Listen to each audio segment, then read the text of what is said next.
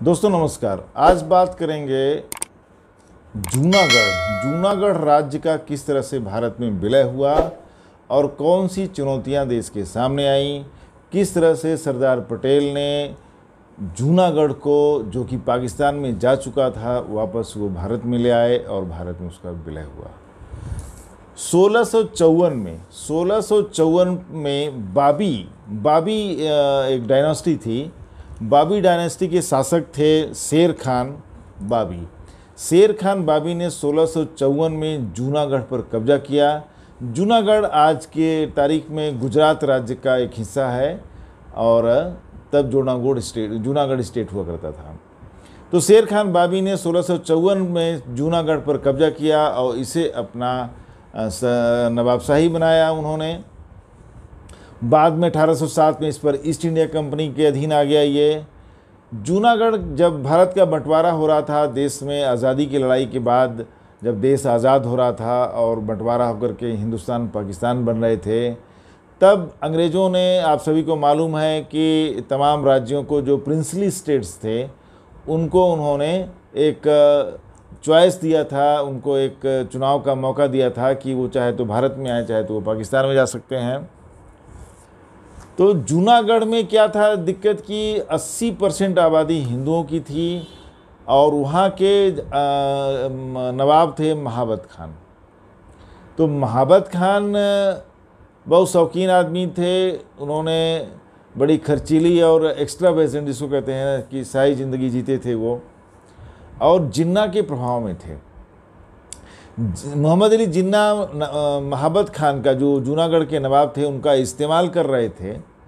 नवाब को लगा कि वो उनके हितैषी हैं या उनके जूनागढ़ रियासत के हितैषी में के शुभचिंतक हैं, इसलिए ऐसी बात कर रहे हैं, जबकि जिन्ना उनका इस्तेमाल कर रहे थे।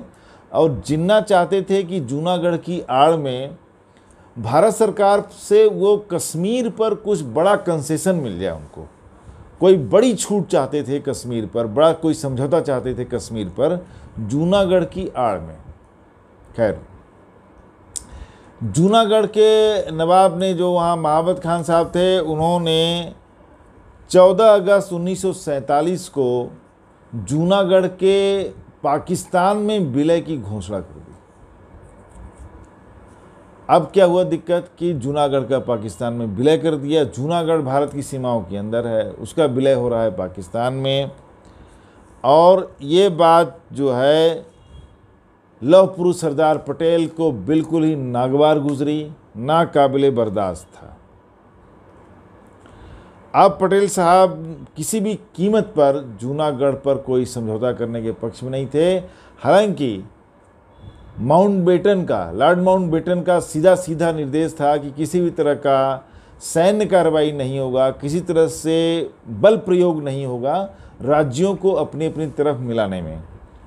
माउंटबेटन ने सबको सलाह दी थी कि शांतिपूर्ण तरीके से काम होगा, जिसको जहाँ जाना होगा वो जाएगा। लेकिन जूनागढ़ का विलय पाकिस्तान में, ये पटेल साहब को बिल्कुल बर्दाश्त नहीं था।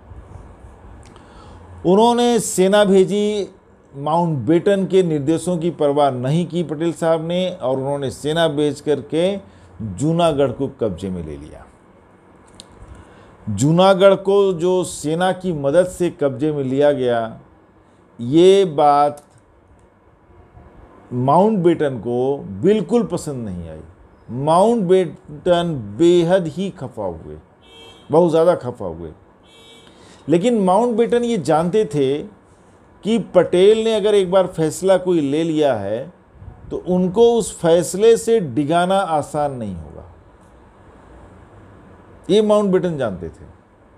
माउंटबेटन और सरदार पटेल के बीच में नेहरू खड़े थे, जवाहरलाल नेहरू भी अच्छी तरह से जानते थे कि माउंटबेटन को समझाना आसान है, लेकिन सरदार पटेल को कोई बात समझाना नामुमकिन है, असंभव है। वहाँ पर जूनागढ़ में एक अंतरिम सरकार बना दी गई। बॉम्बे में बुलाया गया वहाँ के प्रतिनिधियों को, एक इंटरिम सरकार बना दी गई और जूनागढ़ के लोगों को भारत में विलय करने के लिए उकसाया। उनको प्रोत्साहित किया जाने लगा कि आप आंदोलन करिए भारत में विलय करने के लिए। जूनागढ़ के लोगों ने धीरे धीरे करीब करीब रोज ही फिर शुरू हो गया, आंदोलन करने शुरू कर दिया। दबाव बढ़ने लगा नवाब पर, हालात बिगड़ने लगे। हालात बिगड़ने का मतलब वहाँ के नवाब महावत खान के खिलाफ माहौल बनने लगा, आंदोलन खड़े होने लगे और हालात गंभीर होने लगे। नवंबर 1947 के पहले हफ्ते में गंभीरता को देखते हुए महावत खान कराची पाकिस्तान भाग गया परिवार लेकर के 17 लोगों के साथ। और वो कुत्तों का बड़ा प्रेमी था। कहा जाता है कि 800 कुत्ते उसने पाल रखे थे और सभी के लिए अलग अलग कमरे थे और अलग अलग नौकर थे। कहा तो यहाँ तक जाता है कि एक कुत्ते की शादी कराने में उसने 2 करोड़ रुपए खर्च कर दिए आज के हिसाब से। तो महावत खान कराची पाकिस्तान भाग गया और वो विलय कर चुका था। जूनागढ़ रियासत का कामकाज महावत खान की अनुपस्थिति में देख रहे थे शाहनवाज भुट्टो, जनाब शाहनवाज भुट्टो, जो बेनजीर भुट्टो के नाना हुआ करते थे। 1947 में शाहनवाज भुट्टो ने जूनागढ़ का पाकिस्तान में विलय को रद्द कर दिया, इसकी घोषणा की और उसको वापस से भारत में विलय की घोषणा कर दी। जूनागढ़ में हुई सैन्य कार्रवाई से लॉर्ड माउंटबेटन बहुत ज़्यादा खफा थे, बहुत ज़्यादा नाराज़ थे और उन्होंने सरदार पटेल के इस कदम की कड़ी आलोचना की।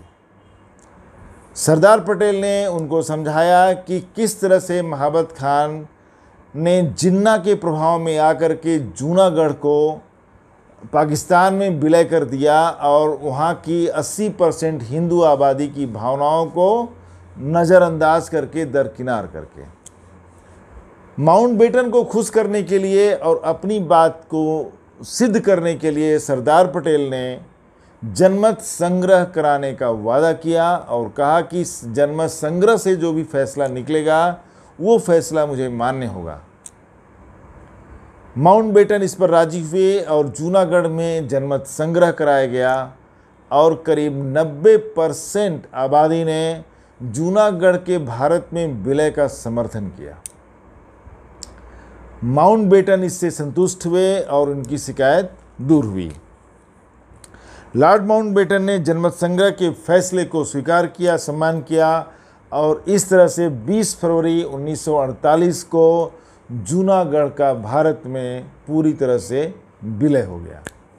सरदार पटेल का सभी लोग जानते हैं कि भारत में जो प्रिंसली स्टेट्स के विलय में उनका जो टैक्टफुल तरीका था, जो काम करने का तरीका था, किस तरह से उन्होंने, इसीलिए उनको मिला टाइटल मिला लौह पुरुष का, कि दृढ़ता के साथ उन्होंने परिस्थितियों का सामना किया, फैसले लिए, बिल्कुल क्लियर कट लिए, सिंगल माइंडेड उन्होंने फैसला लिया और ऐसे नाजुक हालात में उन्होंने किस तरह से देश को बाहर निकाला, देश की अखंडता को बनाए रखा। सरदार पटेल साहब को सैल्यूट। आज के नेताओं में कहाँ वो दम है, कहाँ वो सोच है, कहाँ वो समर्पण है। बहुत कुछ हमें सीखने को मिलता है पटेल साहब की ज़िंदगी से। अब हम लेंगे अगले एपिसोड में किसी और विलय की कहानी या हिस्ट्री के किसी एक टॉपिक को। आपसे मिलते हैं नेक्स्ट वीडियो में। हमारे चैनल को सब्सक्राइब करेंगे तो मुझे अच्छा लगेगा, सपोर्ट मिलेगा आपका। और अपना ख्याल रखिए। नमस्कार, धन्यवाद।